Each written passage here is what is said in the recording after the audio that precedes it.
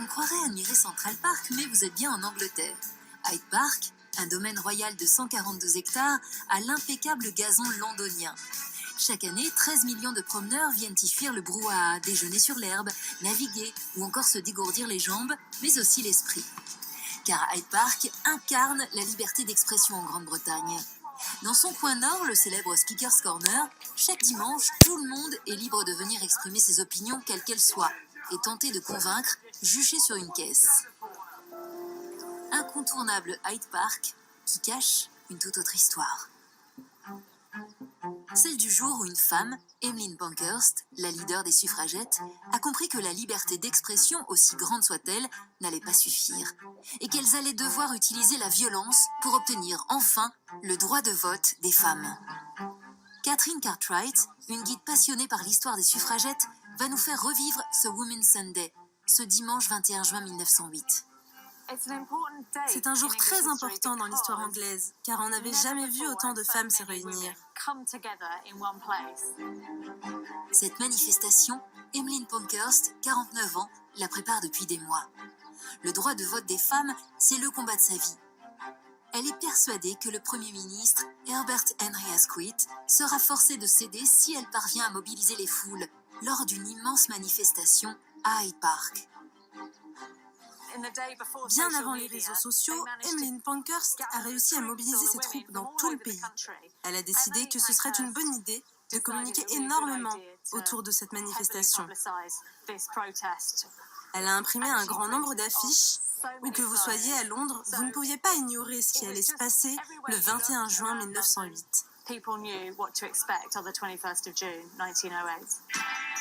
Le jour J, le 21 juin 1908, la journée s'annonce radieuse. Même le soleil, si capricieux à Londres, est de la partie. Toute cette étendue ici était absolument bondée de monde. Il y avait 30 000 femmes qui défilaient, et des centaines de milliers de Londoniens, curieux de voir cette extraordinaire manifestation de femmes venues exiger leur droit de vote. Il faut imaginer de la musique et 20 podiums un peu partout à travers le parc. Ça a été un succès phénoménal en termes de retombées médiatiques. Madame Pankhurst était une reine de la communication. Mais Emmeline Pankhurst va vite déchanter. Malgré le succès exceptionnel de la manifestation qui a fait la une de tous les médias, le Premier ministre ne cède pas. Ne pouvant pas se faire entendre avec une manifestation pacifique comme elles l'espéraient en 1908, elles ont compris qu'il fallait hausser le ton et utiliser des méthodes un peu plus violentes. Dès le lendemain de cette manifestation, qui n'a pas eu d'effet, le mouvement des suffragettes et Emmeline Pankhurst basculent dans la radicalité. Elles ont commencé par jeter des pierres à travers les fenêtres du Premier ministre, avec un message accroché dessus plutôt menaçant, qui disait « La prochaine fois, ce sera une bombe ». Et en effet, des bombes ont commencé à être posées à Londres et dans tout le pays. Désormais, les suffragettes posent des bombes et provoquent des incendies. En 1913, l'une d'entre elles, Emily Davison, commet un acte radical sous le regard des caméras. Lors d'une course hippique à une vingtaine de kilomètres d'Hyde Park, elle se jette sous le cheval qui court pour le roi.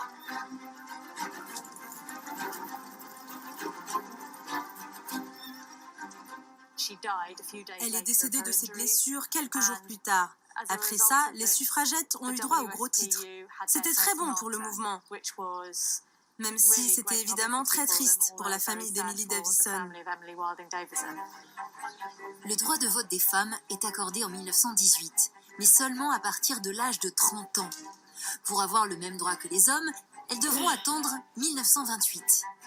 Cette victoire, Emmeline Pankhurst ne la connaîtra pas. Elle meurt un mois trop tôt. Aujourd'hui, les suffragettes font partie de l'histoire de l'Angleterre.